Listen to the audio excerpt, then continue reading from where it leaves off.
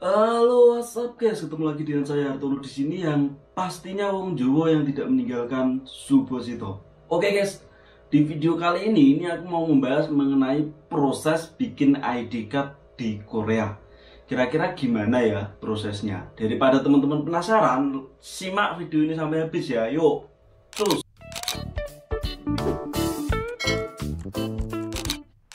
Oke guys, assalamualaikum warahmatullahi wabarakatuh. Buat yang baru gabung, salam kenal. Buat yang udah stay di sini, terima kasih banyak udah stay di sini. Sehat selalu dan semoga sukses. Ini sesuai janjiku, aku menepati janji setelah kemarin membahas mengenai berangkat ke Korea. Jadi di video kali ini aku mau membahas mengenai gimana sih caranya bikin ID card. Karena banyak banget teman-teman yang pada nanya yo, bikin ID card itu gimana sih mas di Korea? Ya wes, nggak panjang lebar langsung kita bahas. Setelah kita datang dari Indonesia, itu dulu menurut pengalamanku yo, disclaimer ini adalah tak bikin sesuai dengan apa yang tak alami dan apa yang saya tahu, sebatas pengetahuan saya. Jadi kalau misal ada salah-salah atau mungkin kurang pas, mohon untuk teman-teman koreksi. Ya wes, jadi aku datang di pabrik, terus habis itu langsung kerja ini nggak langsung dibikinin KTP guys, karena di situ pas masuk ke pabrik ditanya-tanya seperti biasa. Aku sampai apa, pabrik dikenalin juga lingkungan kerja, terus dikasih tahu asrama, terus kerja seminggu 2 minggu sampai berapa ya waktu itu, kalau nggak salah itu sekitar 3 minggu. Itu pun aku penasaran kok belum dibikinin ID card yo. Terus habis itu aku nanya ke seniorku, Pak ini aku kok belum dibikinin ID card ya, padahal ini aku udah hampir mau 1 bulan.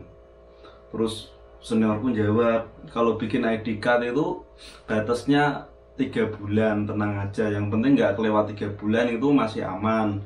Jadi kenapa kok nggak langsung dibikinin ID card, kata seniorku begini, soalnya dulu pernah ada kejadian, pabrikku ini pabrik selang radiator, ngambil orang Indonesia itu nggak betah, terus makanya ini nggak mau kejadian yang kedua kalinya, makanya ini ditunggu sampai yo sekiranya betah seperti itu baru dibikinin ID card. Yo wes, tetapi aku juga belum puas dengan jawaban itu, hingga akhirnya aku sampai 1 bulanan lebih dikit aku memberanikan diri untuk tanya langsung ke Nuna Samusilnya. Aku nanya, Nuna, Tono, 지금은 handle nomonende, aku ngomong gitu kan.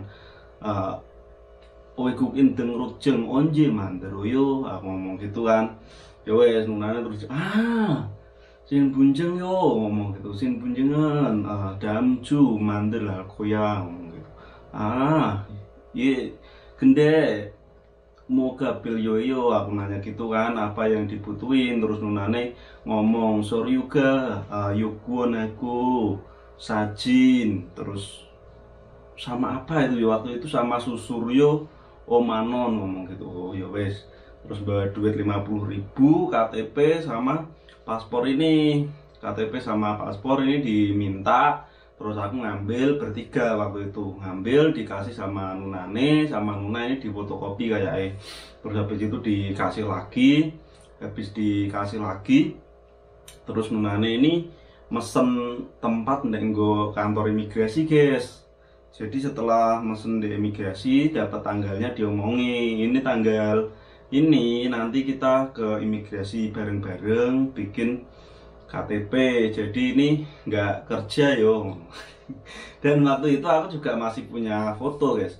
Jadi teman-teman mungkin punya foto juga kan yang dibawa dari Indonesia, itu fotonya backgroundnya warna apa waktu itu tuh aku lupa, pokoknya fotonya ada backgroundnya itu warna, pokoknya foto berbackground itulah yang itu, kayaknya putih backgroundnya fotoku waktu itu. Terus tak kasih yang masih gundul itu.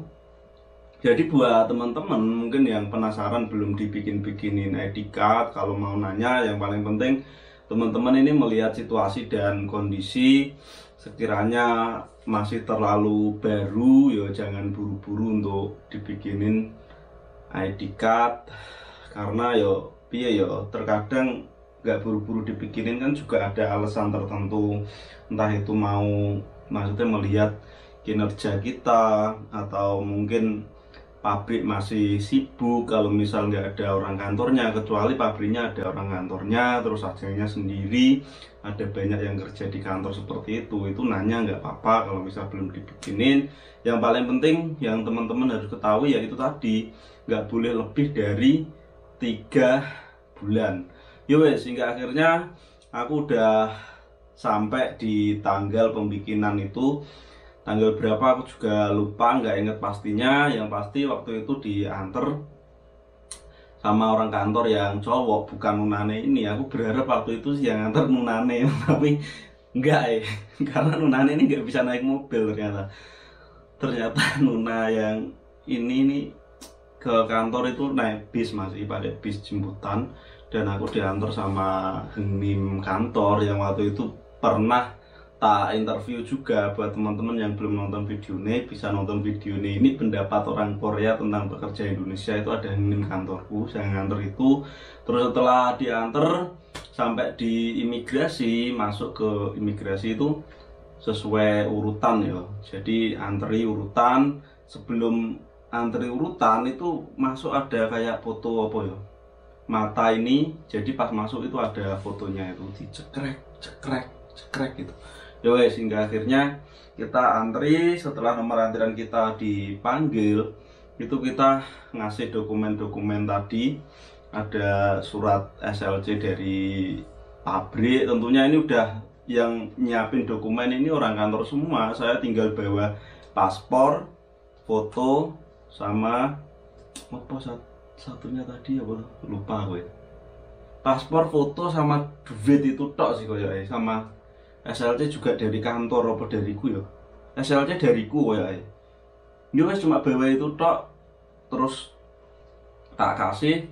Setelah dikasih itu kita melakukan yo tanda tangan, terus ambil ini apa cap jempol ini, semua jari-jari semua, saya ingatku semua sih jari-jari ini. Terus habis itu disuruh nunggu. Setelah nunggu terus data kita dikasih disuruh ngasih ke loket berikutnya, terus bayar. Saya ingatku kalau nggak salah bayar 50.000 atau berapa waktu itu. Buat teman-teman mungkin bisa dikoreksi etikat itu berapa, 50.000 bener nggak. Dan untungnya aku waktu itu punya duit 50.000 masih, karena udah gajian ya sebulan lebih sih. Ya wes tak kasih 50.000. Setelah itu langsung kita pulang itu udah sore guys, jadi udah sore, udah nggak kerja lagi. Setelah itu aku tak pikir edikatnya kan langsung jadi ya, karena negara sini canggih gitu mikirku. Tetapi ternyata edikat itu nggak bisa langsung jadi guys, dan masih nunggu sekitar berapa lama ya, kalau nggak salah itu seminggu juga masih belum jadi ya, 2 minggu belum jadi. Jadi untuk teman-teman mungkin perlu teman-teman sabar juga ya. Aku waktu itu nggak sabar karena aku pengen ambil handphone ya. Mungkin teman-teman juga ngerasain pengen ambil handphone ya kan. sabar dulu, maksudnya jangan terlalu memburu-buru atau ngoyak-ngoyak orang kantor, itu jangan. Ya mas guys, mungkin cukup sekian cerita tentang proses membuat ID card ya. Mudah-mudahan bermanfaat. Jika bermanfaat boleh di-share sebanyak-banyak media sosial teman-teman semuanya, agar semua teman-teman juga tahu. Terima kasih sudah menonton sampai selesai. Jangan lupa untuk dukung channel ini dengan cara like, komen, dan juga subscribe agar channel ini terus berkembang dan saya semakin semangat untuk membuat kontennya. Mungkin buat teman-teman yang mau tanya-tanya atau mau dibikinin konten apa, silahkan tulis di kolom komentar ataupun di DM Instagram. Pokoknya buat yang mau proses ke Korea, mudah-mudahan prosesnya dipermudah. Dan buat yang baru datang di Korea, nikmati masa adaptasimu. Mudah-mudahan betah dan pulang membawa kesuksesan. Berangkat utuh, pulang utuh. Terima kasih sekali lagi. Wassalamualaikum warahmatullahi wabarakatuh. Sampai jumpa lagi di video-video berikutnya.